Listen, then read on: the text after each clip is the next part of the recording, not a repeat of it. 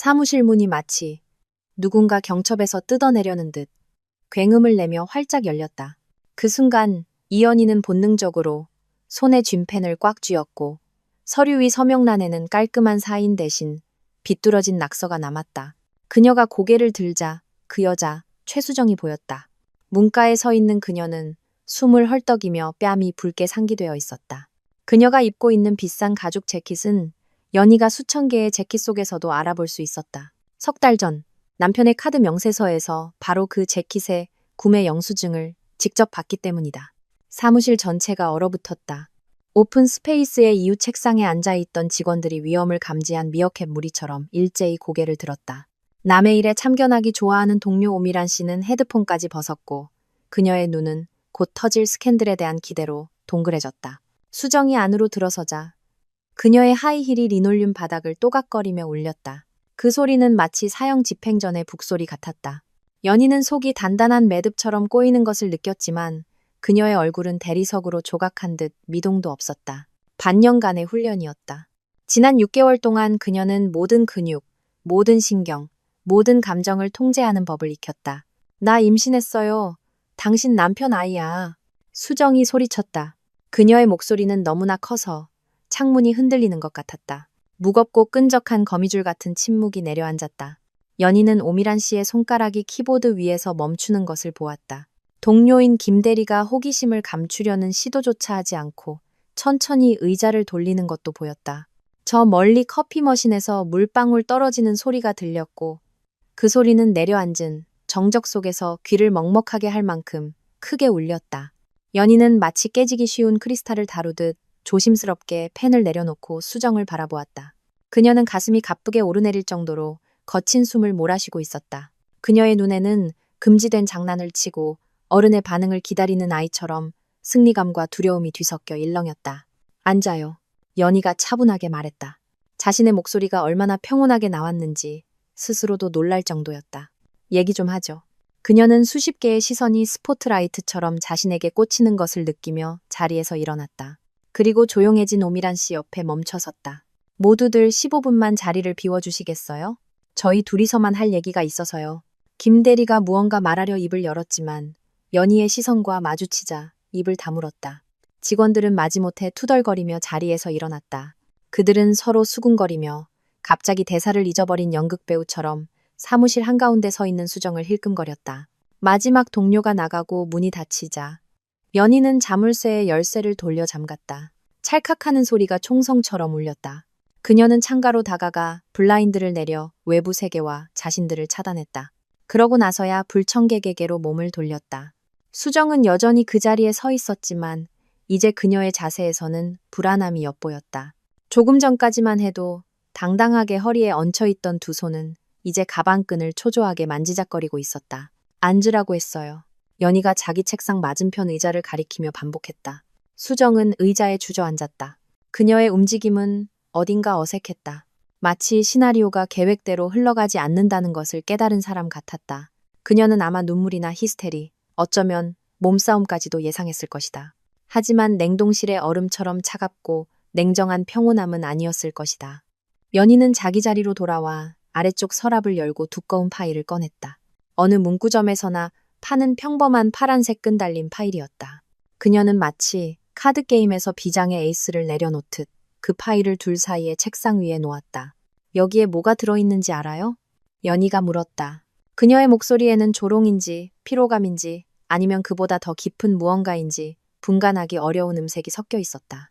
수정은 마치 독사가 언제라도 물 것처럼 파일을 노려보며 침묵했다.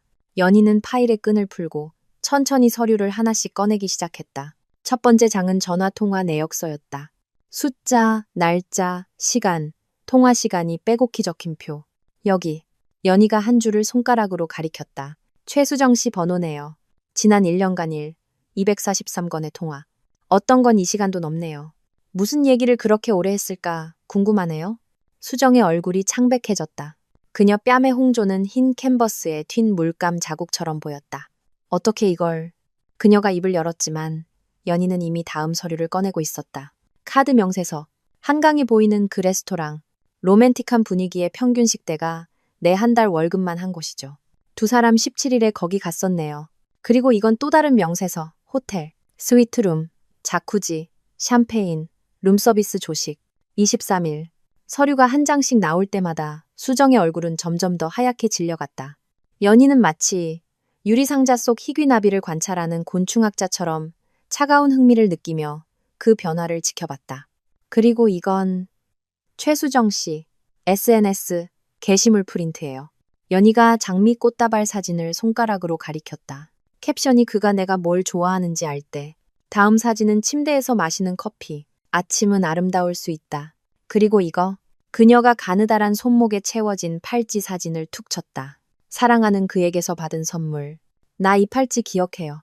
7년 전 강민혁 씨가 우리 결혼기념일 선물로 똑같은 걸 사줬거든요. 수정은 침을 꿀꺽 삼켰다. 사무실에는 벽시계가 이 기묘한 신문의 초를 세며 똑딱거리는 소리만 들릴 정도로 정적이 흘렀다. 알고 있었군요. 수정이 속삭였다. 그것은 질문이 아니라 사실 확인이었다. 당신 내내 알고 있었던 거야. 연희는 의자 등받이에 기댔고 의자가 애처롭게 삐걱거렸다. 창밖으로 차 한 대가 누군가에게 경적을 울리며 지나갔다. 그 소리는 마치 무슨 일이 있든 삶은 계속된다는 사실을 상기시키듯 그들만의 고립된 세계로 침입해왔다. 알고 있었어요. 연희가 동의했다. 6개월 전 그의 휴대폰에서 당신 메시지를 본 그날부터 그 사람이 휴대폰을 집에 두고 샤워하러 갔어요. 그런데 탁자 위에서 휴대폰이 울리더라고요. 내 사랑 보고 싶어 하트 이모티콘과 함께. 그녀는 말을 멈췄다. 그 짧은 침묵 속에서 상처 속 유리 파편처럼 선명하고 고통스러운 기억이 떠올랐다. 그날은 평범한 토요일 아침이었다. 햇살이 커튼을 뚫고 들어왔고 집안에는 갓 내린 커피 향이 가득했다. 민혁은 평소보다 늦게 일어나 기지개를 켜며 헬스장에 가야겠다고 말하고는 욕실로 들어갔다. 연희는 커피잔을 든 채 창가에 서서 주차된 차들 사이로 아이들이 축구공을 차며 노는 모습을 보고 있었다. 휴대폰이 한 번, 그리고 또 한 번 울렸다. 연희는 돌아섰다. 탁자 위에서 빛나는 화면을 보고 아무 생각 없이 그저 전해주려고 다가갔다. 그리고 보았다. 내 사랑, 보고 싶어. 세상이 무너지지 않았다. 종말이 오지도 않았다. 그저 안에서 무언가 스위치처럼 딸깍하고 꺼졌고 모든 것이 달라졌다. 빛은 더 차갑게, 공기는 더 무겁게 느껴졌다. 늘 그랬듯 설탕을 2스푼이나 넣은 커피가 갑자기 쓰게 느껴졌다. 연희는 현재로 돌아와 동그래진 수정의 눈을 마주했다. 나도 스캔들을 일으킬 수 있었어요. 연희는 조용히, 마치 남의 이야기를 하듯 담담하게 말을 이었다.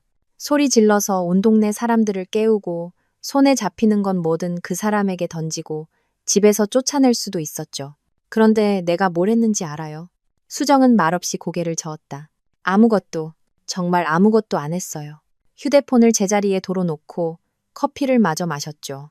그가 샤워를 마치고 나왔을 때 나는 웃으며 아침으로 뭘 먹고 싶냐고 물었어요. 그리고 결심했죠. 증거를 모으기로. 그녀는 다시 파일로 손을 뻗어 새로운 서류들을 꺼냈다. 당신이 사는 오피스텔 임대 계약서예요. 참 근사하죠. 공원 옆 좋은 동네에 있는 신축 투룸. 월세는 물론 내 남편이 내고 있고요. 여기 지난 8개월치 납입 영수증. 수정은 고통스러운 듯 눈을 질끈 감았다. 그리고 이건 연희가 몇 장의 서류를 더 꺼냈다. 자동차 할부 계약서. 당신이 오늘 타고 온 그 빨간색 세단 말이에요. 보증인이 강민혁 씨네요. 5년짜리 할부. 웃기지 않아요? 그는 당신과는 5년간의 금전적 채무로 묶여 있으면서 아내와는 고작 15년의 결혼 생활과 딸 하나가 전부인데 그녀는 정보가 상대의 의식 속에 자리 잡고 스며들도록 시간을 주며 말을 멈췄다. 수정은 꼼짝 않고 앉아 있었다. 오직 그녀의 두 손만이 무릎 위에서 초조하게 쥐었다 폈다를 반복했다. 하지만 이게 다가 아니에요. 연희는 다음 서류 뭉치를 꺼냈다. 당신과의 대화가 아니에요. 다른 여자와의 카톡 대화죠. 한 달 전에 시작됐어요. 이름은 아라. 같은 회사 마케팅팀에서 일해요. 자, 봐요. 아라 씨는 특별해요. 당신 같은 사람은 처음 만나봐요. 당신과 함께하고 싶어요. 수정은 마치 얻어맞은 것처럼 몸을 떨었다. 거짓말이야. 그녀가 겨우 뱉어냈다. 그럴 리 없어. 그는 날 사랑해. 이혼할 거라고, 우리 함께할 거라고, 내가 유일한 사람이라고 했어. 연희는 웃음을 터뜨렸지만 그 웃음에는 즐거움이 단 1g도 없었다. 아가씨, 당신이 처음도 아니고 마지막도 아니에요. 당신 전에는 보라가 있었죠.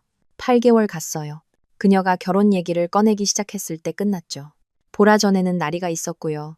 그 여자는 더 똑똑해서 그가 약속만 하고 아무것도 하지 않는다는 걸 깨닫고 스스로 떠났어요. 그녀는 잠시 말을 멈추고 정보가 수정의 의식 속에서 천천히 자리를 잡는 것을 지켜봤다. 누군가 밀어버린 카드탑이 위태롭게 흔들리며 무너지기 직전의 모습처럼. 왜? 수정이 쉰 목소리로 물었다. 왜 나한테 이런 걸 보여주는 거예요? 연희는 자리에서 일어나 창가로 다가갔다. 블라인드를 살짝 열었다. 밖에서는 평범한 일상이 흘러가고 있었다. 사람들은 제 갈 길을 바삐 가고 차들은 정체에 막혀 있었다. 저 멀리 인부들이 도로 공사를 하는지 드릴 소리가 3층인 이곳까지 들려왔다. 당신이 승리감에 도취해서 여기 왔으니까. 연희는 돌아보지 않은 채 말했다. 임신 소식으로 날 무너뜨릴 수 있을 거라고 생각했겠죠. 내가 무릎 꿇고 울면서 그에게 머물러 달라고 애원하고 그러면 그는 당연히 젊고 예쁘고 임신한 당신에게 갈 거라고. 해피엔딩 동화처럼. 그런데 문제가 하나 있어요. 그녀가 돌아섰다. 그녀의 시선은 너무나 날카로워서 수정은 저도 모르게 눈을 피했다. 당신처럼 생각한 사람이 처음이 아니라는 거. 그리고 인생은 동화가 아니라는 거. 연희는 책상으로 돌아와 파일에서 몇 장의 서류를 더 꺼내 수정 앞에 쌓아두었다. 아, 이건 당신이 분명히 흥미로워할 거예요. 그녀가 말했다. 그녀의 목소리에는 새로운 무언가가 섞여 있었다. 조롱이 아니라 오히려 연민에 가까운 당신의 임신에 관한 거예요. 의료 소견서. 강민혁 씨는 3년 전에 불임 치료를 받았어요. 여기 검사 결과, 여기 의사 소견서, 여기 권고사항. 뭐라고 쓰여 있는지 알아요? 수정은 숨을 쉬지 않았다. 온 세상이 책상 위에 놓이니 몇 장의 종이 크기로 축소된 것 같았다. 자연 임신 가능성. 연희가 서류를 보고 읽었다. 5% 미만. 사실상 의학적 개입 없이는 불가능. 시간마저 멈춘 듯한 침묵이 흘렀다. 수정은 서류를 쳐다보았다. 그녀의 얼굴은 병원 시트처럼 새하였다. 이건 그녀가 속삭였다. 하지만 난 분명히 임신했어요. 테스트기도 양성이었고 병원에도 다녀왔어요. 8주래요. 당신이 임신했다는 건 의심하지 않아요. 연희의 목소리는 거의 부드러워졌다. 문제는 단 하나. 누구 아이냐는 거죠. 수정은 두 손으로 얼굴을 감쌌다. 그녀의 어깨가 떨리기 시작했고 연희는 손가락 사이로 눈물이 새어 나오는 것을 보았다. 연극이 아닌 진짜 쓰디쓴 눈물이었다. 그리고 갑자기 마치 댐이 터진 것처럼 수정의 기억 속에 한 장면이 떠올랐다. 2달 전 회사 워크숍.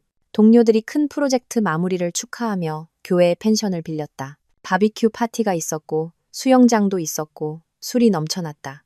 민혁은 야근 때문에 늦을 것 같다고 못 올 것 같다고 했다. 수정은 혼자 가서 술을 마시고 춤을 췄다. 그리고 옆 부서에 안도현 씨가 있었다. 잘생기고 쾌활한 밤새도록 그녀에게 술을 따라주고 칭찬을 건네던 그 남자. 그리고 그녀는 그 이후가 정확히 기억나지 않았다. 웃음소리, 그의 손길, 2층의 게스트룸 같은 단편적인 기억들뿐. 아침에 찾아온 것은 두통과 희미한 수치심이었다. 그녀는 그 감정을 즉시 마음속 깊은 곳에 쑤셔넣고 다시는 꺼내보지 않았다. 맙소사. 수정이 숨을 내쉬었다. 맙소사, 내가 무슨 짓을 한 거지? 연희는 다시 의자에 앉았다. 모든 서류를 파일에 집어넣고 조심스럽게 끈을 묶었다. 창밖으로 지하철이 지나가는 소리가 들렸고 그 평범한 소음이 두 여자를 현실로 되돌려 놓았다. 당신이 무슨 짓을 했는지가 문제가 아니에요. 연희가 피곤한 목소리로 말했다. 문제는 앞으로 어떻게 할 거냐는 거죠. 수정은 고개를 들었다. 그녀의 눈은 눈물로 붉었고 마스카라가 번져 뺨에 검은기를 남겼다. 모르겠어요. 그녀가 속삭였다. 정말 모르겠어요. 나는 그가 날 사랑한다고, 우리가 함께할 거라고, 드디어 내 인생이 잘 풀릴 거라고 그렇게 믿고 싶었어요.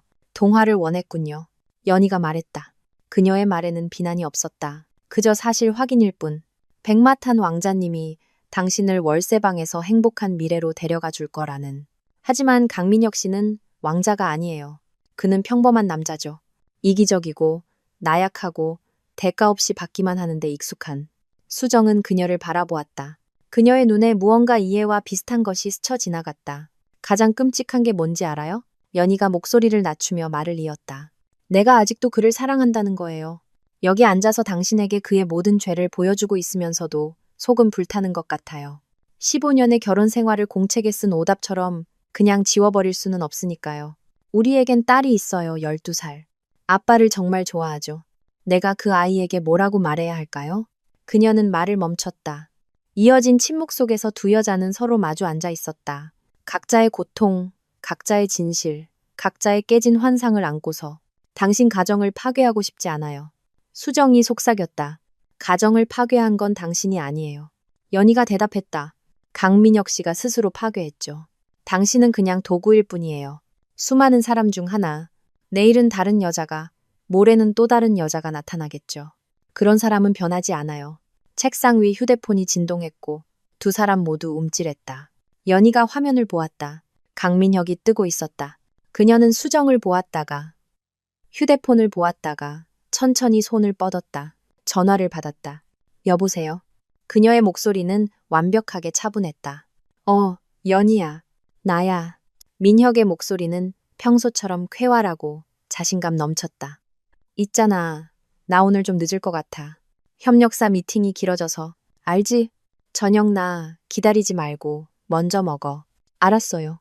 연희는 수정의 얼굴이 더 하얘지는 것을 보며 말했다. 그게 가능한 일이기나 한지 의심스러울 정도였다.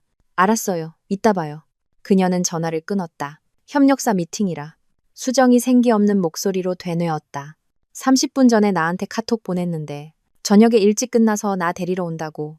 같이 저녁 먹자고. 연희는 고개를 끄덕였다. 물론이죠. 그는 저글링의 대가니까. 아내에겐 하나, 애인에겐 다른 거, 세 번째 여자에겐 또 다른 거. 그리고 모두가 믿고, 기다리고, 희망을 품죠. 수정은 눈을 감았고 그녀의 얼굴 위로 다시 눈물이 흘렀다. 조용하고 희망 없는 눈물이었다. 전 어떻게 해야 하죠? 그녀가 물었다. 그 질문에는 그녀의 모든 무력감과 미래에 대한 두려움이 담겨 있었다. 연희는 그녀를 오랫동안 바라보았다. 이 여자는 자신보다 12살이나 어리고 더 예쁘고 날씬했다. 아픈 아이를 돌보느라 생긴 눈가에 잔주름도 없었다. 연희가 염색으로 감추는 흰머리도 없었다. 하지만 지금 이 순간 수정은 어두운 숲에서 길을 잃은 아이처럼 부서지고 길 잃은 모습이었다. 내가 조언해줄 입장은 아니에요. 연희가 마침내 말했다. 하지만 내 의견을 듣고 싶다면 지금 당장 떠나요. 그가 당신을 완전히 망가뜨리기 전에 그에게서 떠나요. 당신은요? 수정이 물었다. 당신은 어떻게 할 건데요? 연희는 자기 앞에 놓인 파일을 보았다. 반년간의 작업, 반년간의 냉정하고 체계적인 증거 수집. 반년 동안 그녀는 이중 생활을 했다. 낮에는 남편에게 웃어주고 딸을 돌보고 모든 것이 괜찮은 척했다. 밤에는 모두가 잠들었을 때 명세서와 대화 기록, 서류들을 검토하며 그의 불륜이라는 모자이크를 한 조각씩 맞춰나갔다. 나는 그녀가 되물었다. 그건 아주 좋은 질문이네요. 그녀는 파일에서 마지막 서류를 꺼내 수정 앞에 놓았다. 이게 뭔지 알아요? 수정은 떨리는 손으로 종이를 들고 읽었다. 그녀의 눈은 한 줄 한 줄 읽을 때마다 점점 커졌다. 맞아요. 연희가 확인시켜 주었다. 이혼 소송 서류예요. 이미 작성했고 내 서명도 끝냈어요. 제출하기만 하면 돼요. 그리고 언제 제출할 건지 알아요? 수정은 말없이 고개를 저었다. 연희는 몸을 앞으로 숙였다. 대화 내내 처음으로 그녀의 눈에 살아있는 불타는 무언가가 나타났다. 오늘 저녁 당신이 우리 집에 와서 모두 앞에서 당신의 임신 사실을 발표하는 거예요. 나, 우리 딸, 우리 엄마 앞에서 강민혁 씨에게 인정과 책임을 요구하는 거죠. 그가 허둥대고 변명하고 거짓말하는 동안 나는 이 서류를 법원에 제출할 거예요. 당신은 나는 그가 이 세상 모든 것이 자기 중심으로 돌아가지 않는다는 걸 마침내 깨닫길 바라요. 연희가 단호하게 말했다. 나는 그가 자신의 작은 인형극 무대가 무너지는 걸 보길 바라요. 나는 정의를 원해요. 수정은 그녀를 보았다. 그녀의 눈에는 공포, 의심, 두려움이 교차했다. 그럼 저는 뭘 얻죠? 그녀가 조용히 물었다. 저는 아무것도 없이 남게 되잖아요. 그 사람도 돈도 없이 아이만 가진 채로 자유를 얻게 될 거예요. 연희가 말했다. 그리고 평생 기억할 교훈도요. 그녀는 자리에서 일어나 문으로 다가가 블라인드를 열었다. 햇살이 눈을 찔렀고 연희는 순간 눈을 찡그렸다. 결정해요. 그녀는 돌아보지 않고 말했다. 저녁까지 시간이 있어요. 저녁 7시. 내가 적어주는 주소로 와요. 그때 수정의 휴대폰이 요란하게 울렸다. 그녀는 떨리는 손으로 휴대폰을 꺼내 화면을 보고는 굳어버렸다. 그 사람이에요. 그녀가 속삭였다. 수정아, 어디야? 급히 만나야겠어. 연희가 뭘 안 것 같아. 아까 나랑 통화할 때 너무 침착했어. 라고. 두 여자는 서로를 마주 보았다. 그 시선에는 한 남자에게 속은 두 여자의 이해와 씁쓸함, 그리고 기묘하고 예상치 못한 유대감이 담겨 있었다. 연희는 씁쓸하게 웃었다. 글쎄요. 그녀가 말했다. 아무래도 연극이 내가 계획했던 것보다 일찍 시작되려나 보네요. 말없이 오가는 생각과 의심으로 가득 찬 무거운 침묵이 둘 사이에 흘렀다. 창밖으로 차가 지나갔다. 멀리서 아기 우는 소리가 들렸다. 그들의 내면의 드라마와는 무관하게 삶은 계속되고 있었다. 생각해 볼게요. 마침내 수정이 솜처럼 무거운 다리로 의자에서 일어나며 말했다. 시간이 필요해요. 시간은 저녁 7시까지예요. 연희가 명함을 꺼내 뒷면에 주소를 적으며 상기시켰다. 오기로 결정하면 그 시간에 맞춰 와요. 안 오기로 결정한다면 그럼 나 혼자 행동하죠. 수정은 떨리는 손가락으로 명함을 받아 재킷 주머니에 쑤셔넣고 문으로 향했다. 나가기 전 그녀는 천천히 연희를 올려다보았다. 그녀의 시선에는 충격과 이해, 그리고 같은 남자에게 노란한 두 여자의 쓰라린 연대감과 비슷한 감정이 뒤섞여 있었다. 휴대폰 벨소리가 사무실의 정적을 갈랐다. 너무나 날카로워서 문가에 있던 수정이 움찔했다. 민혁이 계속해서 전화를 걸어왔지만 그녀는 받지 않았다. 그가 알아요. 수정이 문득 깨달은 듯 속삭였다. 당연히 알겠죠. 연희가 씁쓸하게 웃었다. 아마 직원 중 누군가 재빨리 문자를 보냈을 거예요. 소문은 바이러스보다 빨리 퍼지니까. 이제 그는 패닉 상태에서 상황을 통제하려고 애쓰겠죠. 휴대폰이 다시 끈질기고 집요하게 울렸고 수정은 그것을 마치 독사처럼 쳐다보았다. 그에게 뭐라고 말해야 하죠? 그녀가 무력하게 물었다. 아무 말도 하지 마요. 연희가 그녀에게 다가갔다. 대화 내내 처음으로 그녀의 목소리에 동정심과 비슷한 것이 묻어났다. 전화 받지 마요. 불안하게 놔둬요. 불확실성 속에서 고통받게 해요. 그가 받아야 할 뻘의 시작일 뿐일 테니까. 수정은 고개를 끄덕이고 휴대폰을 다시 가방에 넣고는 뒤도 돌아보지 않고 사무실을 나갔다. 그녀 뒤로 문이 조용히 닫혔고 연희는 불륜과 배신의 증거인 서류 더미에 둘러싸인 채 사무실에 홀로 남았다. 그녀는 창가로 다가가 창문을 활짝 열었다. 곧 쏟아질 듯한 비냄새를 머금은 신선한 공기가 밀려 들어왔다. 그녀는 잠시 눈을 감았다. 모든 것을 뒤집어 놓을 저녁이 기다리고 있었다. 자신이 직접 일으킨 폭풍이 기다리고 있었다. 이상하게도 두려움 대신 거의 안도감이 느껴졌다. 드디어 이 연극이 끝날 것이다. 가면이 벗겨지고 모두가 진짜 얼굴을 보게 될 것이다. 창밖 하늘은 먹구름으로 뒤덮이며 뇌우를 예고하고 있었다. 강민혁은 저녁 6시 정각에 아파트 단지로 들어섰다. 가을 하늘은 이미 어두워지기 시작해 납처럼 무거워졌고 길가의 가로등이 하나둘 켜지며 어스름을 노란 빛으로 갈랐다. 그는 늘 주차하던 현관 앞자리에 차를 세우고 시동을 껐다. 그리고 몇 분 동안 움직이지 않은 채 하얗게 질린 손으로 핸들을 꽉 쥐었다. 새장 속 겁먹은 새처럼 머릿속을 어지럽게 맴도는 생각들을 정리하려 애썼다. 연희의 사무실 동료 오미란 씨에게서 전화를 받은 후 그는 온종일 패닉에 가까운 상태였다. 오미란 씨는 재앙의 전령사 역할을 즐기는 듯 겁에 질린 목소리로 속삭였다. 어떤 여자가 이연희 팀장님 사무실에 쳐들어와서 임신했다고 강민혁 씨 아이라면서 소리 질렀어요. 그러고는 팀장님이 모두 나가라고 해서 1시간 가까이 둘만 얘기했어요. 민혁은 즉시 수정에게 전화를 걸었지만 그녀는 받지 않았다. 그 침묵이 어떤 말보다도 그를 더 두렵게 했다. 자신이 공들여 쌓아온 모래성이 무너지기 시작했음을 깨달았다. 이제 어떻게든 빠져나갈 방법, 변명할 방법, 다시 모든 것을 봉합할 방법을 급히 생각해내야 했다. 민혁은 언제나 위기에서 벗어나는 데 능했다. 그것은 수년간의 경험으로 연마된 그의 재능이었다. 적시에 필요한 말, 적절한 억양, 그럴듯한 거짓말을 예쁘게 포장하는 기술. 그는 차에서 내려 재킷깃을 여미고 현관으로 향하며 머릿속으로 가능한 대화 시나리오를 연습했다. 하지만 모든 시나리오는 하나의 명백한 사실 앞에서 무너졌다. 수정이 연희를 만났고 둘이 대화를 나눴다는 것. 그리고 수정이 대체 무슨 말을 했는지 신만이 앓터였다.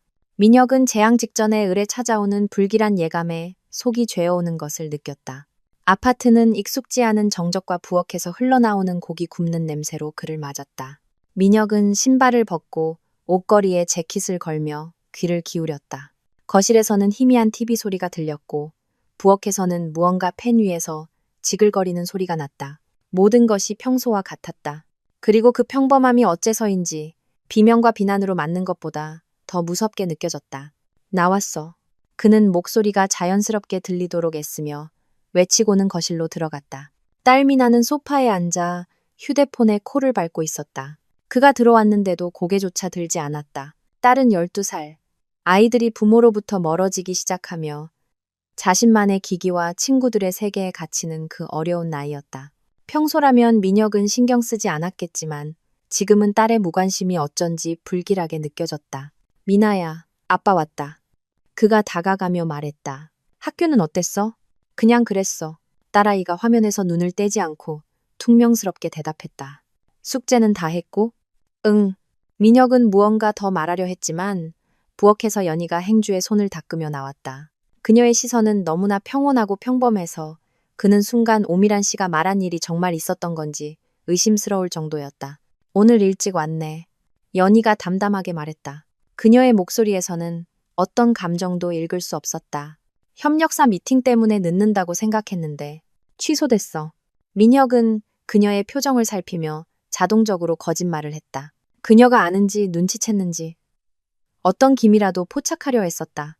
내일로 미루기로 했어. 그렇구나. 연희가 고개를 끄덕였다. 그럼 상 차릴게. 아, 맞다.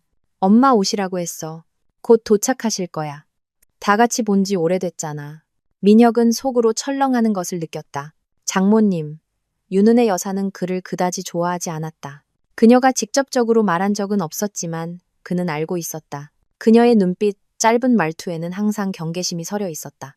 마치 그가 다른 사람들에게 보여주는 것 이상의 무언가를 꿰뚫어 보는 것 같았다. 엄마는 왜 부른 거야? 그는 질문이 무심하게 들리도록 애쓰며 물었다. 내일 아침 일찍 일하셔야 하잖아. 보고 싶어서. 연희가 어깨를 으쓱했다. 가족은 함께 시간을 보내야지, 안 그래? 그 평범한 말 속에서 민혁은 무언가 위협적인 것을 느꼈지만 그게 무엇인지는 정확히 알 수 없었다. 연희는 부엌으로 돌아갔고 그는 대본도 없이 무대에 오른 배우처럼 거실 한가운데 서 있었다. 30분 후 윤은혜 여사가 도착했다. 민혁은 느끼지도 못하는 환대를 가장하며 문을 열었다. 장모는 문턱을 넘어 그를 찬찬히 훑어보고는 인사도 없이 안으로 들어갔다. 그녀는 62였지만 나이보다 젊어 보였다. 꼿꼿한 허리, 단정하게 빗어넘긴 흰 머리, 그리고 사람의 속을 꿰뚫어보는 듯한 눈. 우리 미나 왔구나. 윤 여사는 손녀를 껴안았다. 마침내 휴대폰에서 고개를 든 미나는 할머니에게 진심으로 웃어 보였다. 아버지에게는 보여주지 않던 미소였다. 보고 싶었어요, 할머니. 나도, 우리 강아지. 미나가 할머니에게 꼭 안겼다. 민혁은 문득 질투나 서운함과 비슷한 감정에 휩싸였다. 언제부터 자신이 가족에게 이방인이 되었을까? 그들은 거실 식탁에 둘러 앉았다. 연희가 돼지불고기와 감자, 샐러드, 갓 구운 빵을 날랐다. 대화는 겉돌았고 어색한 침묵이 흘렀다. 민혁은 뇌우전의 안개처럼 짙어지는 긴장감을 느꼈다. 윤 여사는 말이 없었다. 음식을 조금씩 먹으며 때때로 무언가 꿰뚫어 보려는 듯 그에게 이상한 시선을 던졌다. 벽시계가 7시를 향해 갈 무렵 초인종이 울렸다. 날카롭고 집요한 소리에 식탁에 앉은 모두가 경보를 들은 듯 멈칫했다. 누구지? 민혁이 자리에서 일어섰다. 그의 목소리는 내려앉은 정적 속에서 너무 크게 울렸다. 내가 열게. 연희가 차분하게 일어나며 말했다. 앉아서 마저 먹어. 그녀가 현관으로 갔고 민혁은 자물쇠가 찰칵 풀리는 소리, 경첩이 희미하게 삐걱거리는 소리를 들었다. 그리고 뒤이어 들려온 익숙한 여자의 목소리에 온몸이 차갑게 식었다. 안녕하세요. 저 최수정이라고 합니다. 강민혁 씨와 할 얘기가 있어서요. 물론이죠. 들어와요. 연희의 목소리는 너무나 다정하고 평범해서 민혁은 순간 자신이 미쳐가고 있다고 생각했다. 마침 저녁 식사 중이었는데 같이 해요. 수정이 거실 입구에 나타났다. 민혁은 그녀의 얼굴이 창백하고 눈이 눈물로 붉어져 있는 것을 보았다.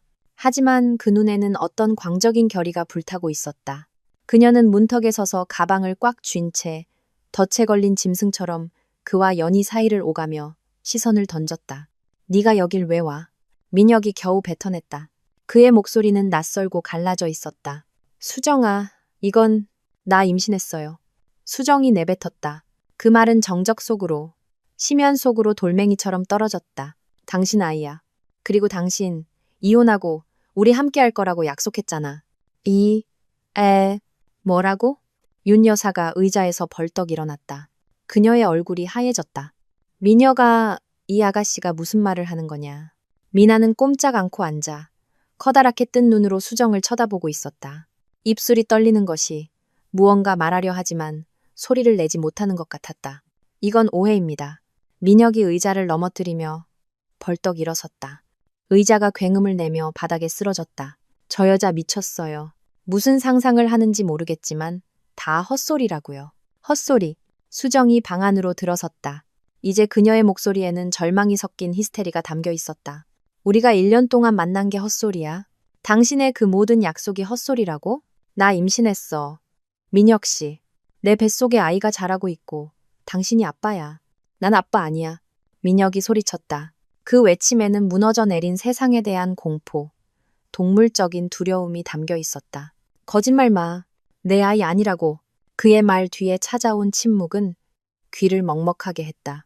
미나는 두 손으로 얼굴을 가리고 조용히 희망 없이 울기 시작했다. 그 흐느낌은 민혁이 평생 들어본 소리 중 가장 끔찍한 소리였다.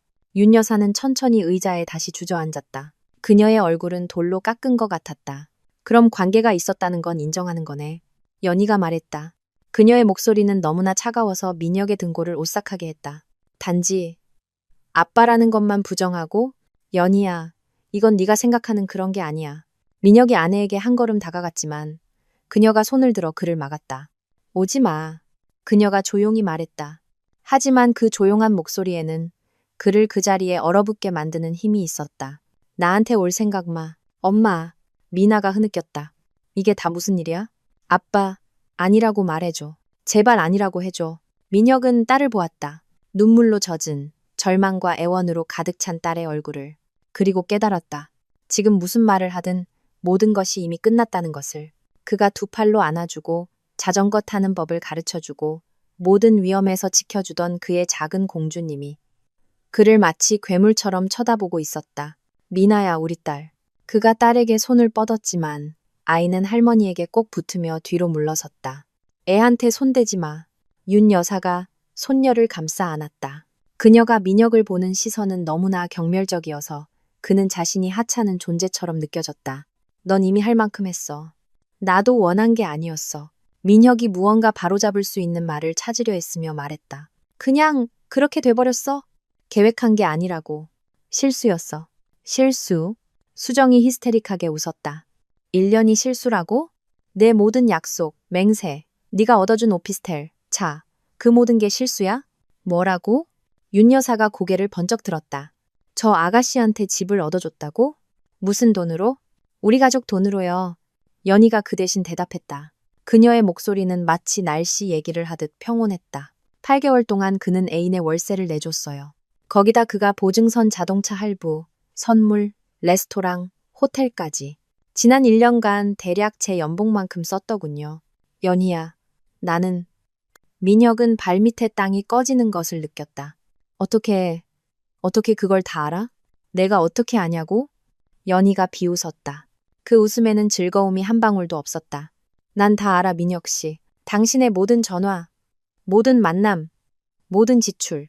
반년 동안 정보를 모았어. 반년 동안 입 다물고 당신이 매일 내 눈을 보며 거짓말하는 걸 지켜봤지. 민혁은 속에서 모든 것이 무너지는 것을 느꼈다. 자신이 쌓아올린 벽들이 하나씩 허물어지고 있었다. 그는 정신을 차리고 붙잡을 만한 작은 꼬투리라도 찾으려 했다. 나 일 많이 했잖아. 그가 말했다. 그 말조차 얼마나 한심하게 들리는지 스스로도 알았다. 스트레스도 많았고 당신은 차가워졌고 집에서는 맨날 공과금 얘기, 딸 얘기뿐이었잖아. 난 필요 없는 사람처럼 느껴졌어. 그럼 내 잘못이라는 거네? 연희가 일어나 그에게 다가갔다. 그녀의 눈에는 불이 타오르고 있었다. 내가 잘못해서 당신이 바람 피우고 내가 잘못해서 당신이 거짓말하고 내가 잘못해서 당신이 우리 돈을 애인한테 썼다는 거야? 아니, 그런 뜻이 아니야. 민혁은 뒤로 물러섰다. 등이 차가운 벽에 닿았다. 그냥 설명하려는 것뿐이야. 설명. 윤 여사가 일어섰다. 여전히 우는 손녀를 안은 채였다. 네가 어떻게 가족을 배신했는지, 어떻게 네 딸의 인생을 망쳤는지 설명하겠다고? 그거 아니. 난 항상 내게 뭔가 이상하다고 느꼈어. 너무 말을 번지르르하게 했고 약속을 너무 그럴듯하게 했지. 이제야 네 정체를 알겠구나. 평범한 겁쟁이에 거짓말쟁이. 그렇게 말씀하실 자격 없으세요. 민혁이 분노와 억울함에 속이 끓어오르는 것을 느끼며 쏘아붙였다. 자신을 이해해주지도 소중히 여겨주지도 않는 사람과 사는 게 어떤 건지 모르시잖아요. 닥쳐! 연희가 소리쳤다. 그녀의 목소리는 너무나 날카로워서 모두가 움찔했다. 날 비난할 생각 마. 난 15년 동안 당신에게 충실한 아내였고, 당신 아이의 엄마였고, 모든 일에서 당신을 지지했어. 그런데 당신은 내 서명을 위조해서 대출을 받았어. 무덤 같은 정적이 흘렀다. 수정은 마치 그를 처음 보는 사람처럼 커다랗게 뜬 눈으로 민혁을 쳐다보았다. 당신, 그녀 서명을 위조했다고? 그녀가 속삭였다. 범죄자잖아. 범죄가 아니야. 민혁은 쥐구멍에라도 숨고 싶었다. 사업에 돈이 필요했어. 갚으려고 했다고. 그냥 일시적인 어려움이었어. 어려움? 연희가 주머니에서 접힌 종이를 꺼내 그의 얼굴에 던졌다. 여기. 위조를 증명하는 필적 감정 결과서. 그리고 이건 경찰에 제출할 고소장. 내일 법원에 서류 접수할 거야. 민혁은 떨리는 손으로 종이를 주워 읽었다. 글자들이 눈앞에서 흐릿했지만 의미는 명확했다. 감정 결과. 서명이 연희의 것이 아님이 확인됨.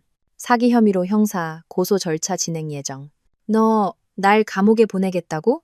그가 겨우 뱉어냈다. 정의를 되찾는 거야. 연희가 차갑게 대답했다. 당신은 받아야 할 벌을 받는 거고. 아빠, 미나가 할머니의 품에서 벗어나 아버지에게 다가왔다. 얼굴은 눈물로 젖어 있었다. 아빠, 일부러 그런 거 아니라고. 다 바로잡을 거라고 말해줘. 제발 뭐라고 말 좀 해봐. 민혁은 딸을 보았다. 속에서 무언가 고통스럽게 죄어왔다.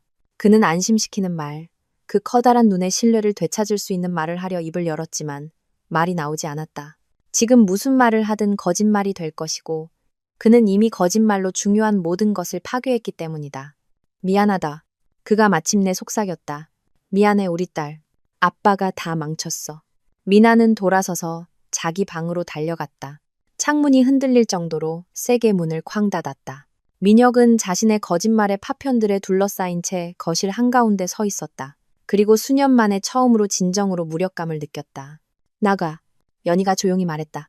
짐 싸서 나가. 오늘 당장. 이 집 내 집이야. 민혁이 마지막 지푸라기라도 잡으려는 듯 반박했다. 진명이는 내 앞으로 되어 있어. 연희가 상기시켰다. 그리고 당신이 저지른 그 모든 사기 행각 후에 당신은 이 집에 대한 어떤 권리도 없어. 민혁은 아내와 장모, 그리고 팔짱을 낀 채 옆에 서 있는 수정을 보았다. 그리고 자신이 완전히 돌이킬 수 없이 패배했음을 깨달았다. 내가 이대로 순순히 모든 걸 넘겨줄 줄 알아? 그가 말했다. 그의 목소리에 위험한 기운이 서렸다. 나한테도 비장의 카드가 있어. 당신들 후회하게 될 거야. 모두 다. 그는 돌아서서 재킷도 챙기지 않고 아파트를 나갔다. 그가 닫은 문이 굉음을 내며 닫혔고 그 메아리는 복도 전체에 울려 퍼졌다. 아파트에는 3명의 여자와 자기 방에 틀어박힌 한 소녀가 남았다. 그리고 오랜만에 처음으로 그들 사이에 거짓없는 침묵이 흘렀다. 오직 고통과 실망, 그리고 마침내 모든 것이 끝났다는 데서 오는 기묘하고 예상치 못한 안도감만이 존재했다. 아침은 날카롭고 집요한 전화벨 소리로 시작되었다. 그 소리는 연희가 뜬 눈으로 지샌 불안한 잠의 얇은 막을 찢어버렸다. 어젯밤의 악몽 이후 그녀는 눈도 뜨지 않은 채 수화기를 잡았다. 미나의 담임 선생님의 걱정스럽고 약간 당황한 목소리가 들려왔다. 어머님, 이렇게 이른 시간에 죄송합니다. 그런데 미나가 1교시에 오지 않았어요. 혹시 어디 있는지 아시나요? 아픈 건가요? 연희는 침대에서 벌떡 일어났다. 관자놀이가 욱신거리고 심장이 차가운 공포의 심연 속으로 곤두박질 치는 것 같았다. 그녀의 시선이 침대 옆 탁자 위의 시계를 향했다. 8시 반. 그녀는 벌떡 일어나 가운을 걸치고 복도로 뛰쳐나갔다. 옷걸이에 있어야 할 미나의 책가방이 보이지 않았다. 고리가 텅 비어 있었다. 확인해보고 바로 다시 전화드릴게요. 연희가 겨우 뱉어냈다.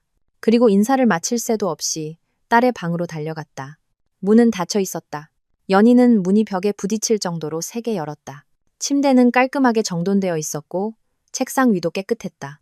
교과서들은 마치 미나가 수업 준비를 한 것처럼 가지런히 쌓여 있었다. 하지만 아이는 없었다. 연희는 옷장을 열고 화장실, 부엌, 베란다를 확인했다. 숨이 점점 가빠지고 얕아졌다. 가슴 속에서는 진득한 닭밀처럼 끈적한 공포가 차올랐다. 미나야. 그녀는 소리쳤다. 무의미하다는 것을, 아파트가 비어 있다는 것을 알면서도 멈출 수가 없었다. 미나야, 어디 있니? 거실 소파에서 밤을 보낸 윤 여사가 부스스한 흰머리와 잠이 덜 깬 얼굴로 놀라 뛰어왔다. 무슨 일이냐? 왜 소리를 질러? 미나가 없어요. 학교에도 없고 집에도 없어요. 엄마, 미나가 없어졌어요. 그들은 아파트를 다시 한번 샅샅이 뒤졌다. 12살 아이가 커튼 뒤나 책상 밑에 숨을 수 있다는 듯 상식적으로 불가능한 곳까지 확인했다.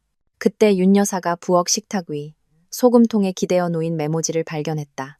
노트에서 찢어낸 종이에 익숙한 민혁의 휘갈긴 글씨가 쓰여 있었다. 딸은 나랑 있다. 보고 싶으면 고소 취하해. 민혁. 연희는 그 글을 한 번, 두 번 읽었다.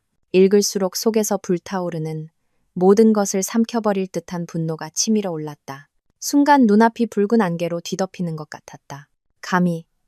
감히 그들의 딸을 이 더러운 게임의 흥정수단으로 사용하다니. 이 인간이. 윤 여사가 딸의 손에서 메모지를 낚아채며 으르렁거렸다. 자기 딸을 납치해? 당장 경찰에 신고해야 해. 잠깐만요. 연희가 어머니의 팔을 붙잡았다. 겁먹은 참새떼처럼 흩어지는 생각들을 끌어모으려 애썼다. 경찰을 부르면 이게 다 알려질 거예요. 시끄러워질 거고. 만약 그 사람이 애한테 무슨 짓이라도 하면요. 감히 그러진 못할 거야. 윤 여사는 단호하게 말했지만 그녀의 눈에는 두려움이 스쳤다. 자기 딸이잖아. 어제도 그는 아빠였지만 딸을 울게 내버려 두고 도망치는 데는 아무 거리낌이 없었어요. 연희는 떨리는 손가락으로 민혁의 번호를 눌렀다. 신호음 하나하나가 관자놀이에서 망치처럼 울렸다. 민혁은 5번째 신호음 끝에 전화를 받았다. 그의 목소리는 차분했고 심지어 어떤 나른함마저 느껴졌다. 마치 해변에 누워있기라도 한 듯 자기 딸을 인질로 잡고 있는 사람 같지 않았다. 연희야, 좋은 아침. 잘 잤어? 내 딸 어디 있어? 연희가 소리쳤다. 목소리가 비명처럼 갈라졌다. 미나 어디 있냐고. 이 쓰레기야. 우리 딸이지. 민혁이 정정했다. 그의 어조에 강철 같은 냉기가 서렸다. 그리고 나랑 안전하게 있어. 우리 아주 즐거운 시간 보내고 있거든. 안 그래? 우리 딸? 연희는 그가 수화기를 귀에서 떼는 소리를 들었다. 스피커에서 작고 겁에 질린 미나의 목소리가 들려왔다. 엄마가 아빠를 감옥에 보내고 싶어 한다고 했어. 우리 돈도 다 없어지고 이 집에서도 쫓겨날 거라고. 미나야, 그건 사실이 아니야. 연희가 소리쳤지만 민혁은 이미 수화기를 다시 귀에 대고 있었다. 거봐, 네가 애를 얼마나 힘들게 하는지. 그가 꾸짖듯이 말했다. 왜 소리를 질러? 우리 차분하게 얘기하자. 어른답게. 어른답게? 연희는 분노와 무력감에 온몸이 떨리는 것을 느꼈다. 우리 딸을 납치해놓고 차분하게 얘기하자고? 납치한 거 아니야. 그냥 내가 데려온 거지. 민혁은 마치 그게 세상에서 가장 당연한 일인 양 말했다. 내 딸이랑 시간 보낼 권리 있잖아. 안 그래? 그리고 얘가 나랑 있겠다고 한 건 얘 선택이야. 쟨 아이야. 네가 겁주고 속인 아이라고. 난 사실만 말했을 뿐이야. 민혁의 목소리가 더 단호해졌다. 네가 애한테서 아빠, 집, 안정을 빼앗으려 한다는 사실. 내 야망과 복수심 때문에 우리 모두가 길거리에 나앉게 될 거라는 사실. 연희는 눈을 감고 딸에 대한 두려움과 한때 남편이었던 이 남자를 목 졸라 죽이고 싶은 욕망이 뒤섞인 감정을 억누르려 했었다. 원하는 게 뭐야? 그녀는 목소리가 평온하게 들리도록 애쓰며 물었다. 이미 말했잖아. 고소 취하하고 이혼도 없던 일로 해. 그럼 딸 돌려보내지. 넌 날 자기 자식으로 협박하고 있는 거야. 난 내 가족을 지키고 있는 거야. 민혁이 받아쳤다. 저녁까지 생각할 시간 줄게. 올바른 결정을 내리면 전화해. 그는 전화를 끊었다. 연희는 휴대폰을 든 채 한 곳을 응시하며 서 있었다. 지난 반년 동안 공들여 쌓아온 모든 것이 무너지는 것을 느꼈다. 도움이 필요해. 윤 여사가 단호하게 말했다. 전문가의 도움이. 변호사는 있어? 연희는 고개를 저었다.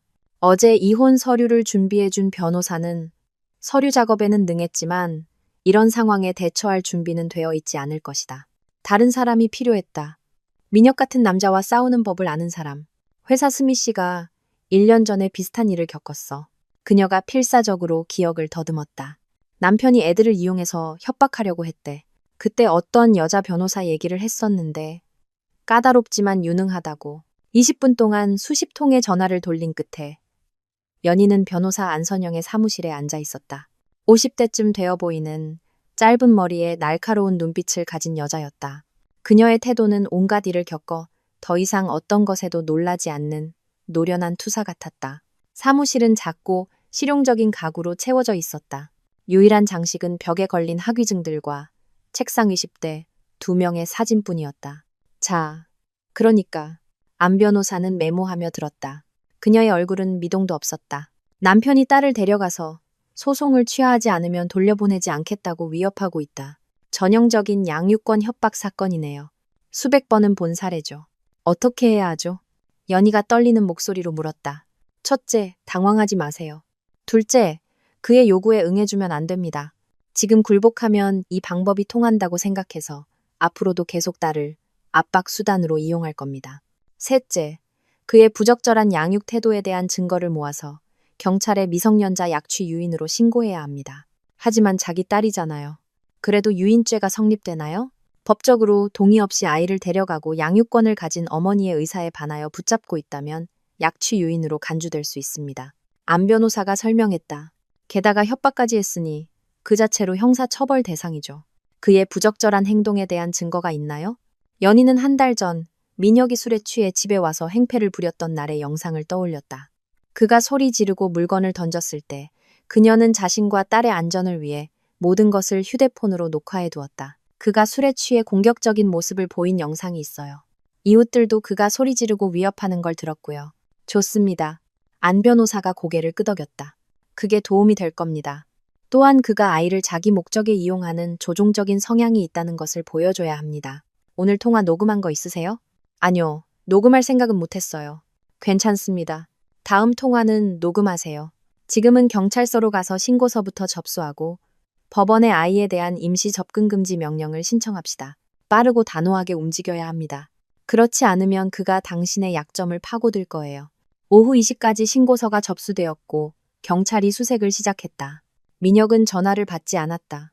휴대폰은 꺼져 있었지만 수사 결과 그의 차가 친구의 교회 별장 근처 CCTV에 찍힌 것이 확인되었다. 경찰이 별장으로 출동했고 연희와 어머니, 변호사는 근처 차 안에서 기다렸다. 매 순간이 고무줄처럼 늘어나는 것 같았다.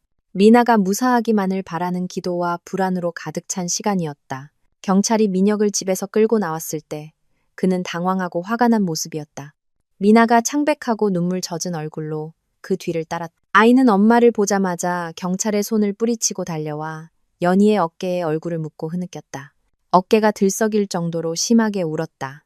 엄마 미안해. 미나가 흐느꼈다. 나도 싫었어. 아빠가 그냥 바람 쐬러 가자고 했는데 그러고는 전화도 못하게 해서 무서웠단 말이야. 쉬. 괜찮아. 우리 딸. 연희는 딸의 머리를 쓰다듬고 정수리에 입을 맞췄다. 그녀 자신의 뺨에도 눈물이 흘러내렸다. 괜찮아. 엄마 여기 있어. 너랑 같이 있어. 민혁은 조사를 받기 위해 경찰서로 연행되었고 연희는 딸, 어머니와 함께 집으로 돌아왔다. 아파트는 침묵과 미처 다 먹지 못한 어젯밤 저녁 식사 냄새로 그들을 맞았다. 겪었던 악몽 후에 찾아온 이 평범함이 거의 비현실적으로 느껴졌다. 미나는 소파에 앉아 무릎을 감싸 안고 한 곳을 응시했다. 연희가 옆에 앉아 딸을 안아주었다. 오랫동안 그들은 말없이 창밖에서 바람이 부는 소리와 멀리서 개 짖는 소리를 들으며 그렇게 앉아 있었다. 아빠는 왜 그랬을까? 마침내 미나가 조용히 물었다. 왜 거짓말을 해? 왜 그런 사람이야? 연희는 한숨을 쉬며 설명할 수 없는 것을 설명하고 자신조차 겨우 이해하는 것을 아이가 이해할 수 있도록 말을 골랐다. 있잖아 우리 딸. 어른들은 가끔 실수를 해. 크고 끔찍한 실수를.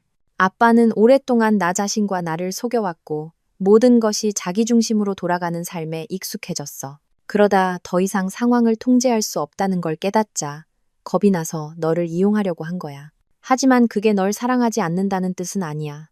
사랑한다면서 왜 날 무섭게 해? 미나의 목소리에는 서운함과 의아함이 섞여 있었다. 왜 우리가 길거리에 나은 게 될 거라고, 엄마가 나쁜 사람이라고 말해. 모든 걸 잃을까봐 두려워서 그래. 그리고 사람들은 두려우면 어리석은 짓을 하거든. 그게 변명이 될 수는 없지만 설명은 될 수 있어. 미나는들은 말을 곱씹으며 잠시 침묵했다. 그러고는 너무나 어른스러운 고통이 담긴 눈으로 엄마를 보았다. 연희는 세상이 불완전하고 부모가 전능하지 않다는 것을 아이들이 너무 일찍 알아야 한다는 부당함에 울부짖고 싶었다. 우리 정말 더 못 살게 돼? 딸아이가 물었다. 아빠가 없으면 돈이 없을 거라고 했어. 다르게 살게 될 거야. 연희가 솔직하게 대답했다. 아껴 써야 할지도 몰라. 이 아파트를 팔고 더 작은 집으로 이사 갈 수도 있어. 하지만 우린 해낼 수 있어. 엄마는 일하고 할머니가 도와주실 거야. 그리고 가장 중요한 건 우린 거짓없이 정직하게 살 거라는 거야. 나 이제 아빠 보기 싫어. 미나가 속삭였다. 절대 그런 말 하지 마. 연희가 딸을 꼭 안아주었다. 그는 내 아빠야. 그리고 언젠가 어쩌면 너희는 관계를 회복할 수 있을지도 몰라. 하지만 지금은 우리 모두 이겨낼 시간이 필요해. 저녁, 그날의 감정에 지친 미나가 자기 방에서 잠들었을 때 연희의 휴대폰이 울렸다. 모르는 번호였다. 그녀는 조심스럽게 전화를 받았다. 여보세요? 팀장님, 저 수정이에요. 저편에서 들려오는 목소리는 긴장되고 겁에 질려 있었다. 도움이 필요해요. 민혁 씨가 절 찾아냈어요. 협박하고 있어요. 만약 제가 법정에서 그 사람한테 불리한 증언을 하면 절 가만두지 않겠대요. 제 사적인 사진을 인터넷에 유포하고 부모님하고 회사에 제가 유부남이랑 잤다고 다 말할 거래요. 어떻게 해야 할지 모르겠어요. 연희는 눈을 감았다. 피로가 무거운 짐처럼 어깨를 짓누르는 것을 느꼈다. 언제쯤 이 모든 것이 끝날까? 언제쯤 그가 마침내 모두를 내버려 둘까? 지금 어디예요? 그녀가 물었다. 집에요. 30분 전에 전화 왔어요. 그 사람이 찾아올까봐 무서워요. 아무에게도 문 열어주지 마요. 내일 아침 우리 집으로 와요. 같이 변호사한테 갑시다. 함께 행동하는 거예요. 전화를 끊고 연희는 창가로 다가가 밤의 도시를 내려다보았다. 창문마다 불빛이 켜져 있었고 사람들은 그녀의 고통, 그녀의 싸움을 모른 채 각자의 삶을 살고 있었다. 그리고 이 끔찍한 며칠 동안 처음으로 그녀는 두려움이 아닌 분노를 느꼈다. 더 이상 희생자가 되기를 거부하는 여자의 차갑고 이성적인 분노였다. 갓 구운 크루아상 냄새가 나는 커다란 통유리창이 있는 길모퉁이. 카페는 직장인들이 이미 사무실로 흩어지고 어르신들의 느긋한 산책이 시작되기 전인 이른 아침 시간이라 한산했다. 연희는 창가 자리에 앉아 유리창 너머로 차들이 쌩쌩 달리고 행인들이 바삐 지나가는 모습을 지켜보았다. 딸의 납치라는 어젯밤의 악몽 후에 보는 이 평범한 분주함이 거의 비현실적으로 느껴졌다. 최수정은 약속한 대로 정확히 10시에 나타났다. 그녀는 지쳐 보였다. 눈 밑에는 검은 그림자가 드리워져 있었고 머리는 대충 하나로 묶여 있었다. 화장기 없는 얼굴이었다. 그녀는 연희의 맞은편 의자에 주저앉으며 테이블 위에 손을 올렸다. 연희는 그 손이 떨리는 것을 보았다. 만나주셔서 감사해요. 수정이 조용히 말했다. 잠을 설쳤거나 울어서인지 목소리가 잠겨 있었다. 달리 연락할 사람이 없었어요. 웨이트리스가 카푸치노 2잔을 가져다 주었다. 앞치마를 두른 여자가 바디로 사라질 때까지 두른 말이 없었다. 연희는 따뜻한 온기를 느끼며 컵을 두 손으로 감쌌고 수정을 찬찬히 뜯어보았다. 그가 뭐라고 했는지 자세히 말해봐요. 수정은 휴대폰을 꺼내 민혁과의 마지막 통화 녹음을 들었다. 스피커에서 그의 목소리가 둔탁하게 흘러나왔지만 말은 또렷했다. 한마디 한마디 나올 때마다 연희의 얼굴은 점점 굳어갔다. 네가 감히 나한테 불리한 증언을 할 수 있을 것 같아? 잊었어? 누가 내 오피스텔 월세 내줬는지? 누가 차 사는 거 도와줬는지? 나한테 네 사적인 사진들 있는 거 알지? 기억나? 버튼 한 번이면 그 사진들 내 친구, 부모, 동료들한테 싹 다 날아갈 거야. 넌 웃음거리가 될 거라고. 그리고 그 애, 내가 온 동네에 네가 아무하고나 뒹굴었다고 떠들고 다닐 거야. 수정은 녹음을 멈췄다. 조용하고 희망 없는 눈물이 뺨을 타고 흘러내렸다. 그 사람 말이 맞아요. 그녀가 속삭였다. 정말 그 사진들이 있어요. 예전에 찍은 거예요. 바보 같은 로맨스였죠. 서로 사랑한다고 생각했는데 이제 그걸 무기로 쓰고 있어요. 부모님이 아시면, 회사에서 알면 전 이 수모를 견디지 못할 거예요. 연희는 침묵했다. 불과 일주일 전만 해도 자신의 가정을 파괴한 적이라고 생각했던 이 어린 여자를 바라보았다. 지금은 그저 자신의 순진함이 만든 덫에 걸린, 겁에 질린 젊은 여자일 뿐이었다. 만약 증언을 하지 않으면요. 연희가 천천히 말했다. 그는 책임을 회피하고 다른 사람들에게 똑같은 짓을 계속하겠죠. 그 죄책감을 감당할 수 있겠어요? 그럼 전 어떡해요? 수정이 냅킨으로 눈물을 닦으며 흐느꼈다. 직장, 가족, 명예, 모든 걸 잃을 수 있어요. 전 팀장님처럼 강하지 못해요. 전 못해요. 연희의 마음속에서 무언가 흔들렸다. 그녀는 반년 전 남편의 휴대폰에서 그 메시지를 처음 보고 속에서 모든 것이 무너져 내리며 절망의 구렁텅이로 빠졌던 자신을 떠올렸다. 그녀도 그때는 강하지 않았다. 그저 강한 척하는 법을 배웠을 뿐이다. 강하다는 건 두려움이 없는 게 아니에요. 연희가 조용히 말했다. 두려움에도 불구하고 행동할 줄 아는 거죠. 그리고 그거 알아요? 당신 혼자가 아니에요. 우리 같이 변호사에게 갈 거예요. 그가 그의 위협으로부터 자신을 보호할 방법을 알려줄 거예요. 협박은 형사 범죄예요. 그의 말을 녹음해서 증거를 확보하면 그가 스스로를 궁지로 몰아넣게 될 거예요. 수정은 고개를 들었다. 그녀의 눈에 작은 희망의 불꽃이 반짝였다. 정말 저를 도와주실 건가요? 제가 저지른 모든 일에도 불구하고요. 당신을 도울 거예요. 그게 옳은 일이니까. 연희가 대답했다. 그리고 당신도 방식은 다르지만 그의 희생자니까요. 1시간 후 세 사람은 안선영 변호사의 사무실에 앉아 있었다. 안 변호사는 수정의 이야기와 민혁의 협박 녹음을 듣고 필요한 카드를 손에 쥔 사람의 냉엄한 만족감으로 고개를 끄덕였다. 좋습니다. 이건 명백한 협박, 사적인 자료 유포 위협입니다. 관련법 조항도 있고 처벌도 무겁죠. 이제 그가 위협을 더 명확하게 반복하는 녹음을 하나 더 확보해야 합니다. 최수정 씨, 그를 만나서 대화를 녹음할 준비가 됐나요? 무서워요. 수정이 인정했다. 만남은 공공장소에서 이뤄질 겁니다. 안 변호사가 그녀를 안심시켰다. 그리고 안전을 위해 근처에 우리 사람이 있을 거고요. 당신은 그냥 대화만 하면 돼요. 가방 속 녹음기가 모든 걸 기록할 겁니다. 할 수 있겠어요? 수정은 지지를 구하듯 연희를 바라보았고 연희는 고개를 끄덕였다. 해낼 수 있을 거예요. 우리가 곁에 있을게요. 만남은 그날 저녁.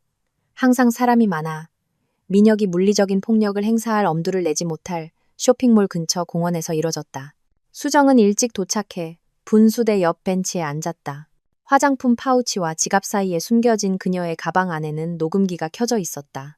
멀지 않은 곳에서 신문을 읽는 척하는 40대 남자가 앉아 있었다. 변호사가 증인이자 안전요원으로 고용한 사람이었다. 민혁은 정확히 7시에 나타났다. 그는 초췌해 보였다. 면도도 하지 않은 구겨진 셔츠 차림에 뜬 눈으로 밤을 새운 사람의 퀭한 눈빛이었다. 그는 수정 옆에 앉았고 얼굴이 미소 비슷한 것으로 일그러졌다. 그래, 정신 차렸어? 그가 피곤한 목소리로 물었다. 나랑 싸워봤자 좋을 거 없다는 거 깨달았나 보네. 민혁 씨, 왜 날 협박하는 거예요? 수정은 차분하게 말하려 애썼지만 목소리가 브레다델스키 떨렸다. 우리 가까웠잖아요. 난 당신이 날 사랑한다고 생각했어요. 사랑했지. 그가 씁쓸하게 웃었다. 네가 내 아내한테 찾아가서 그 난장판을 버리기 전까지는 네가 무슨 짓을 했는지 알아? 내 가정을 파괴했고 날 집에서 쫓겨나게 했어. 딸은 이제 날 괴물처럼 본다고. 전부 내 어리석음 때문이야. 당신 가정을 파괴한 건 당신 자신이에요. 수정이 반박했다. 그녀의 목소리에 단호함이 묻어났다. 당신은 나와 그녀, 우리 둘 다를 속였어요. 우리 둘 다를 이용한 거라고요. 민혁이 그녀에게 획 돌아섰다. 그의 눈에 분노가 불타올랐다. 이용? 내가 너한테 모든 걸 줬어. 집, 차, 돈. 그런데 넌 뭘 했는데? 내 멋대로 찾아와서 있지도 않은 내 아이 임신했다는 헛소리나 하고. 그래서 이제 내 인생을 망가뜨리겠다는 거예요? 수정이 물었다. 사적인 사진 유포하고 내가 얼마나 나쁜 여자인지 온 동네에 떠들겠다고? 그럼 나보고 어떡하라고. 민혁이 목소리를 높였고 몇몇 행인이 돌아보았다. 네가 법정에서 증언하면 난 감옥에 갈 거야. 모든 걸 잃게 된다고. 그러니까 그래. 네가 증언을 철회하지 않으면 네 인생을 지옥으로 만들어줄게. 내 사진들 인터넷에 싹 다 뿌리고 내 부모님, 직장 상사한테 다 보내서 네가 얼마나 쉬운 여자인지 유부남이랑 자면서 한몫 챙기려고 했던 건지 다 까발릴 거야. 그의 목소리는 비명으로 변했다. 쇼핑몰 보안 요원이 그들 쪽으로 다가오고 있을 때 수정이 재빨리 일어섰다. 알았어. 당신이 어떤 사람인지 이제 확실히 알겠어. 그녀가 놀랍도록 차분한 목소리로 말했다. 잘 가, 민혁 씨. 그녀는 빠른 걸음으로 사라졌다. 민혁은 벤치에 앉아 두 손에 머리를 묻었다. 멀리서 보면 그는 위험한 악당이 아니라 그저 자신의 행동이 불러온 결과에 직면한 부서지고 절망한 사람처럼 보였다. 다음 날, 녹음 파일은 경찰에 제출되었다. 사문서 위조 사건에 협박 및 사적자료 유포 위협이라는 혐의가 추가되었다.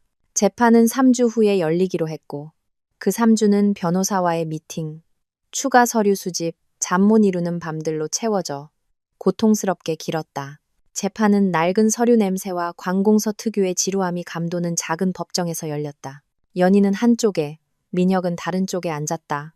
둘 사이에는 더 이상 건널 수 없는 깊은 심연이 놓여 있었다. 50대쯤 되어 보이는 안경을 쓴 여성 판사는 서류를 꼼꼼히 살피고 증언을 들었다.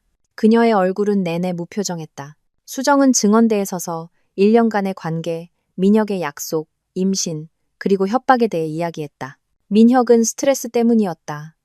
자극을 받았다. 누구에게도 해를 끼칠 의도는 없었다고 변명하려 했지만 녹음 파일, 서류, 증언이라는 증거는 명백했다. 판결은 명확하고 단호하게 울려 퍼졌다. 혼인관계는 해소한다. 모든 공동재산은 대부분이 연희 명의로 되어 있고 자녀가 그녀와 함께 사는 점을 고려하여 분할한다. 민혁은 양육비를 지급할 의무가 있다. 딸에 대한 양육권은 어머니에게 있으며 아버지의 면접교섭권은 자녀의 동의하에 어머니가 동석하는 경우에만 허용된다.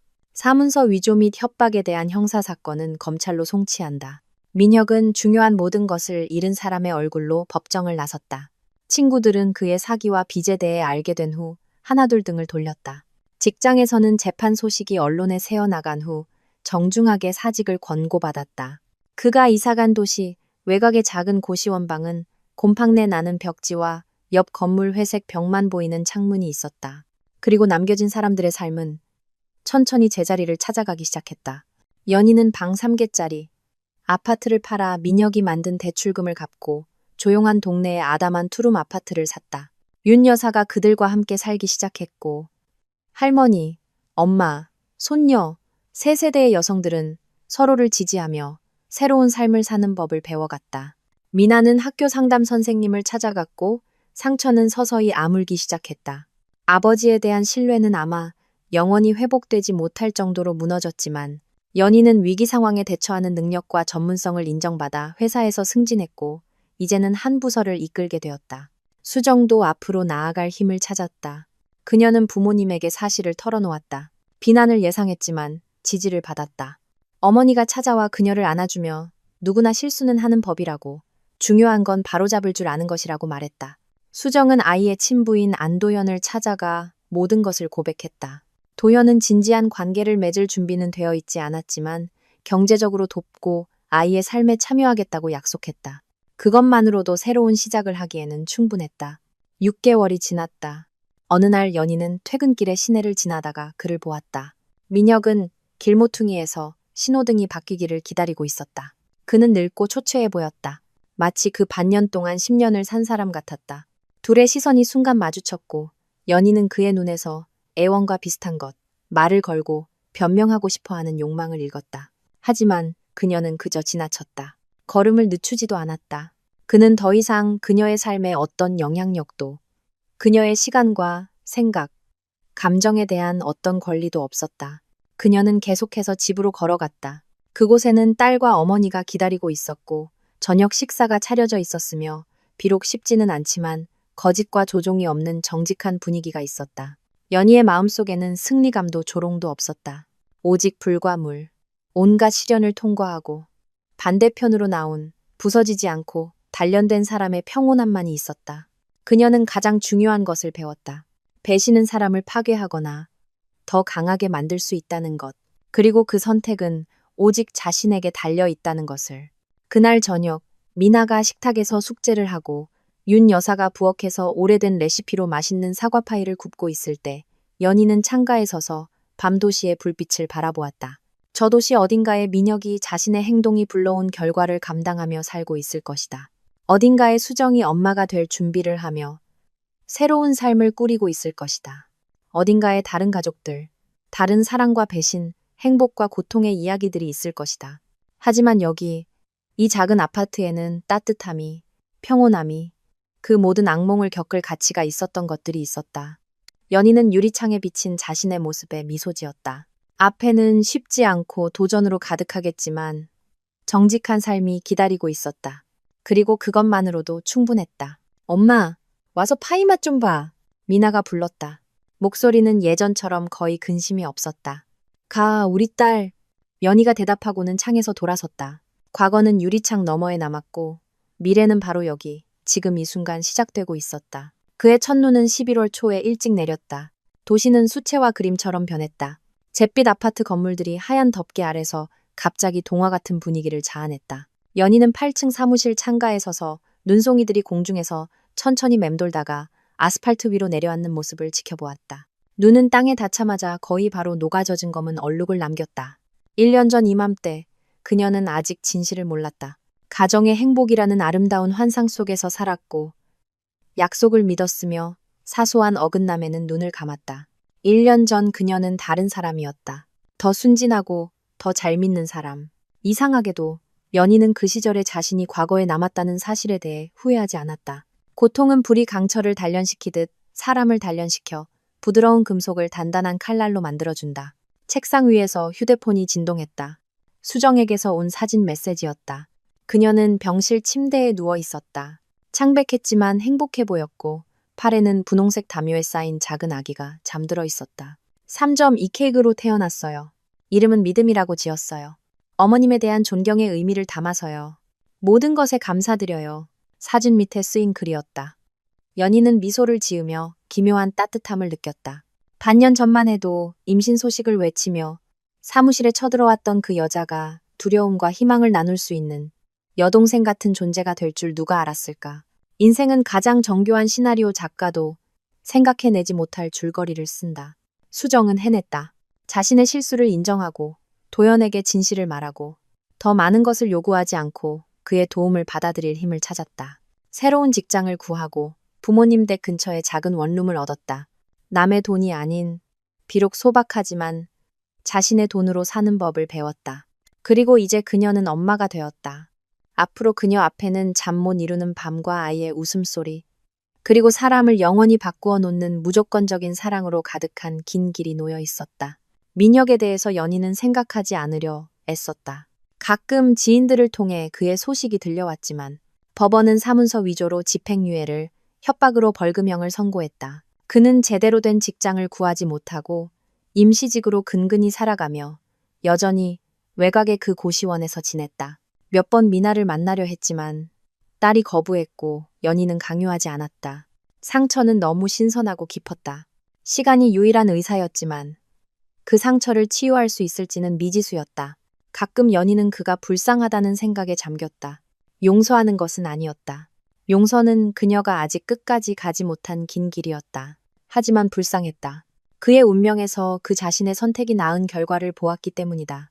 그는 어느 순간에라도 멈출 수 있었고 실수를 인정하고 용서를 구하고 바로잡기 시작할 수 있었다. 하지만 대신 그는 거짓말과 조종, 협박을 선택했고 이제 그 결정의 대가로 외로움과 잃어버린 존경심을 치르고 있었다.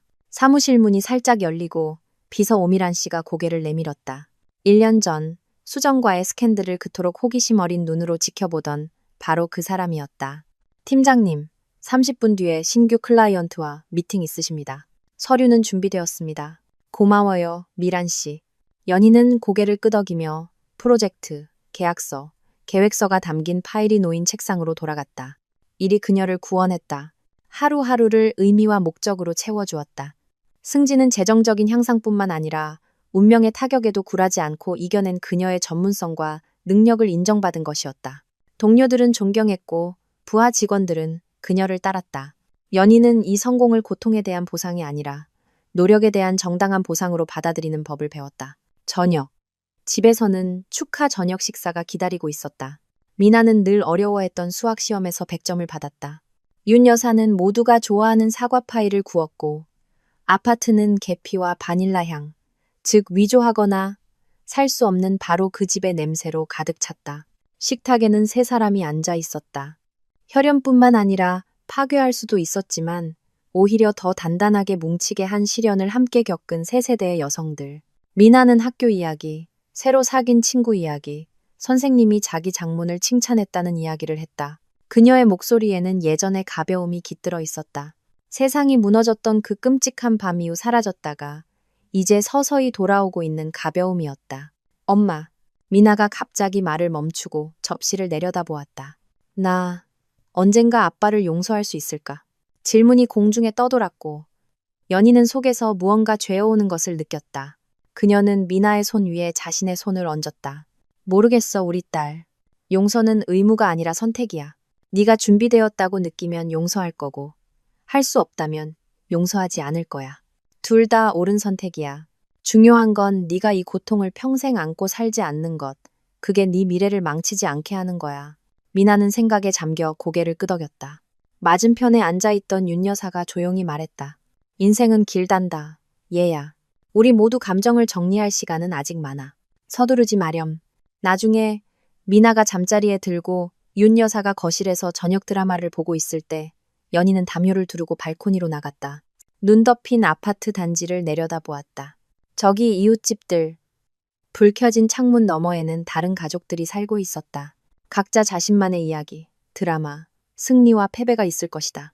그녀는 행복이 얼마나 연약한지, 거짓말로 얼마나 쉽게 부서지는지, 신뢰를 회복하는 것이 얼마나 어려운지 생각했다. 하지만 동시에 인간이 얼마나 놀랍도록 강인한지, 가장 끔찍한 타격 후에도 일어서고 상처를 치유하고 새로운 나를 향해 미소 지을 힘을 찾는 존재인지도 생각했다. 1년 전, 그녀의 삶은 무너졌다. 오늘 그녀는 자신의 아파트 발코니에 서 있었다. 예전보다 작지만 정직하게 번 돈으로 산, 사랑하는 사람들이 곁에 있고 아름다운 거짓이 아닌 진실이 있는 곳. 그리고 이것은 시작이었다.